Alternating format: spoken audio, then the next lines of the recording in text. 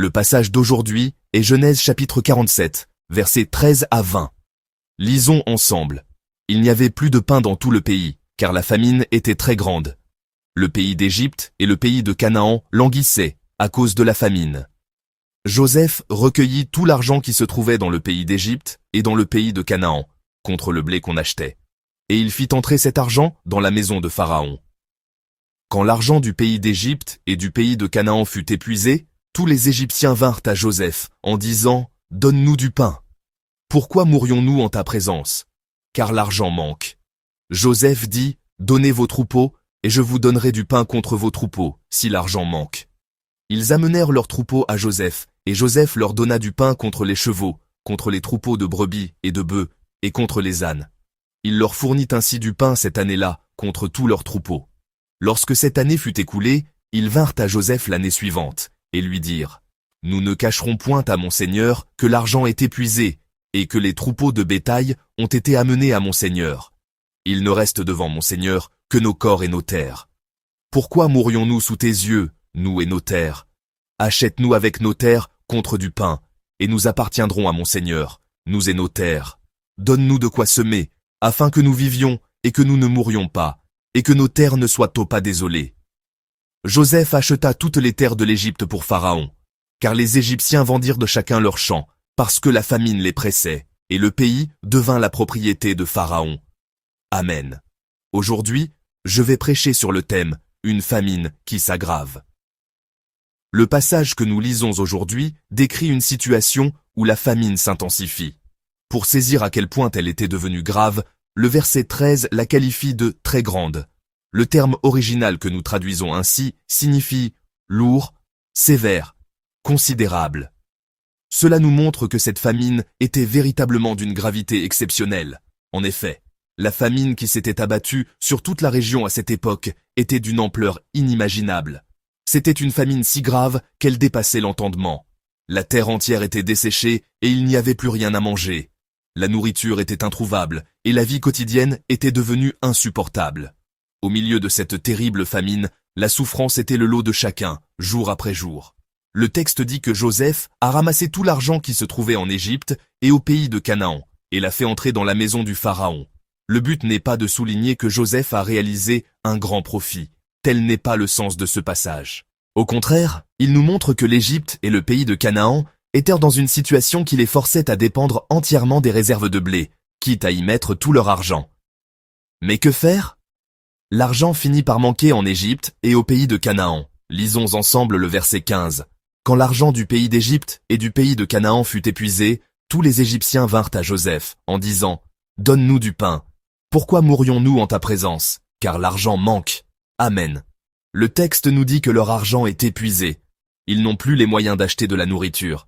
La famine continue, mais ils n'ont plus rien. Quelle situation désespérée. C'est un appel de détresse. L'expression poignante et urgente de ceux qui crient « Nous ne pouvons pas mourir ainsi, s'il vous plaît, aidez-nous. » Alors, Joseph leur dit « Puisque l'argent est épuisé, donnez votre bétail en échange. » Ils amènent donc tout leur bétail à Joseph. C'était leur seul moyen de recevoir du blé, leur seule chance d'obtenir de quoi manger. En échange de leurs troupeaux de brebis, de bœufs et de leurs ânes, Joseph leur fournit de la nourriture pour toute cette année-là. Puis, une nouvelle année commença. Mais que se passa-t-il? Ils revinrent voir Joseph. Lisons ensemble le verset 18. Lorsque cette année fut écoulée, ils vinrent à Joseph l'année suivante, et lui dirent « Nous ne cacherons point à mon seigneur que l'argent est épuisé, et que les troupeaux de bétail ont été amenés à mon seigneur. Il ne reste devant mon seigneur que nos corps et nos terres. » Amen. Ils ont tout donné. L'argent, le bétail, tout a disparu. Et maintenant, il ne leur reste plus rien à donner. Ils ont tout donné. Mais la famine persiste. Que faire? La famine est toujours là? Il ne nous reste que nos corps et nos terres. C'est tout ce que nous avons, disent-ils pour décrire leur situation. Et pourtant, face à une telle famine, que peuvent-ils faire? Allez-vous nous laisser mourir? C'est un autre cri poignant au cœur du désespoir. Finalement, tourmenté par la faim, tout le peuple vendit ses terres. Il n'y avait pas d'autre choix. Voilà la situation décrite dans le passage d'aujourd'hui. En méditant sur ce texte, j'ai eu du mal à discerner quelle était la volonté de Dieu dans cette situation et comment le chercher. Habituellement, En méditant sur ce passage, je me disais toujours des choses comme « je dois tout préparer à l'avance » ou « je dois être utilisé par Dieu comme Joseph » ou encore « je ne dois pas être celui qui va chercher du blé, mais celui qui en donne ». Mais ce matin, en méditant sur ce passage, Dieu m'a ouvert une perspective différente. Quelle était cette perspective? C'est que cette famine qui s'aggrave, cette famine très grande, ressemble à nos vies. À bien y regarder, nos vies ne sont-elles pas souvent étouffantes, frustrantes et difficiles? Ce qui semble être la bonne solution ne l'est pas toujours, et notre existence paraît être une succession ininterrompue de difficultés. Tout comme le peuple s'est senti impuissant et s'est effondré face à la famine, nous aussi, nous nous sentons souvent impuissants face aux épreuves qui se présentent à nous. Imaginez à quel point la situation était difficile pour tout ce peuple face à la famine. Comme je l'ai dit, cela devait être poignant. Manger pour vivre, n'est-ce pas le besoin le plus essentiel? Ne pas pouvoir subvenir à ce besoin, quelle situation désespérée. Quand l'argent est épuisé, ils donnent leur bétail. Quand le bétail est épuisé, ils donnent leur corps et leur terre. Dans cette situation où ils sont contraints de tout abandonner, quelle frustration ont-ils dû ressentir? Il en va de même pour nous. Il y a des moments où nous devons lutter pour survivre et continuellement donner quelque chose. Parfois, on a l'impression que tout nous est enlevé. Avez-vous déjà fait ce genre de prière? Seigneur, jusqu'où vas-tu me faire descendre? Jusqu'où vas-tu tout me prendre? Avez-vous déjà prié ainsi? Je rencontre beaucoup de nos frères et sœurs dans la foi qui font ce genre de prière.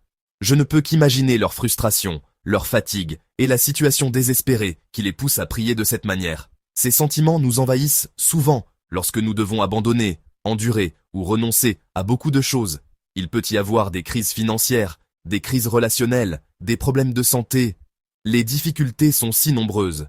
Parfois, des situations se présentent où nos propres forces ne suffisent plus. Face à cela, l'être humain se sent terriblement faible. On tient bon, on endure. Mais il y a des moments où l'on se dit « je n'en peux vraiment plus ». On se demande jusqu'où il faudra descendre, ou ce qu'il faudra encore perdre. Dans de telles circonstances, il est très difficile de garder courage. Ce n'est jamais facile. Traverser ces moments est une épreuve. Mais, mes frères et sœurs, nous ne devons pas nous concentrer sur la situation. Nous devons regarder à Dieu, qui est présent au milieu de cette situation difficile. Nous ne devons pas regarder la famine qui s'aggrave, mais le Dieu qui, au sein même de cette famine, a préparé un chemin de survie. En ce temps-là, Dieu avait préparé ce chemin. Il ne les a pas laissés mourir de faim. Dieu a agi par l'intermédiaire de Joseph. Par Joseph, Dieu avait tout préparé et, même durant cette période de famine, il avait prévu un moyen pour que tous puissent survivre. Nous ne devons pas nous concentrer sur ce qui disparaît, mais sur le Dieu qui continue de donner. Ce n'est pas l'argent qui disparaît. C'est Dieu qui donne du blé en échange. Ce n'est pas le bétail qui disparaît. C'est Dieu qui donne du blé en échange. Ce n'est pas la terre qui disparaît. C'est Dieu qui donne encore du blé en échange. C'est vers ce Dieu qui donne que nous devons tourner nos regards. Dieu leur offrait un moyen de survivre. Cependant, il n'est pas facile de penser ainsi, car nous sommes plus sensibles à ce qui disparaît. Nous avons tendance à penser que ce que nous possédons est le plus important. Mais nous devons nous souvenir de cette vérité. Même s'il semble que l'argent, le bétail et la terre nous échappent, en réalité, Dieu préserve notre vie. Ce qui compte avant tout, c'est que Dieu prend soin de nous et nous maintient en vie. C'est lui qui assume la responsabilité de préserver notre existence. Le passage d'aujourd'hui ne parle pas simplement d'une réorganisation économique. Il raconte l'histoire de Dieu qui agit au cœur même du désespoir. Ce n'est pas une scène d'exploitation menée par l'Égypte. C'est un récit qui nous montre le chemin du salut de Dieu. Quelle que fût la dureté de la famine, Dieu avait tout préparé. Nous devons regarder à Dieu. Oui, nous devons regarder au Dieu qui prépare le chemin de la vie. Aujourd'hui encore, Dieu ne veut la perte de personne. Il désire que tous les êtres humains soient sauvés. J'espère que vous et moi, nous croyons fermement en cette vérité. Pour conclure mon message, dans le récit d'aujourd'hui, le peuple a dû donner tout ce qu'il possédait. L'argent, le bétail, la terre et même leur propre corps. Mais ce n'était pas la plus grande des épreuves, c'était la manière de Dieu de sauver tout le monde. Il en est de même dans nos vies aujourd'hui. Parfois, il nous semble tout perdre, que tout nous est enlevé, que c'est la fin. En particulier, vous qui vous approchez de l'autel aux premières lueurs du jour, combien de sujets de prière apportez-vous? Mais gardez la foi. Dieu ne nous laissera jamais périr. Aujourd'hui encore, Dieu a un plan pour nous sauver. Dieu est notre espérance. Je prie pour qu'en ce jour, vous et moi, nous vivions dans ce plan de salut de Dieu.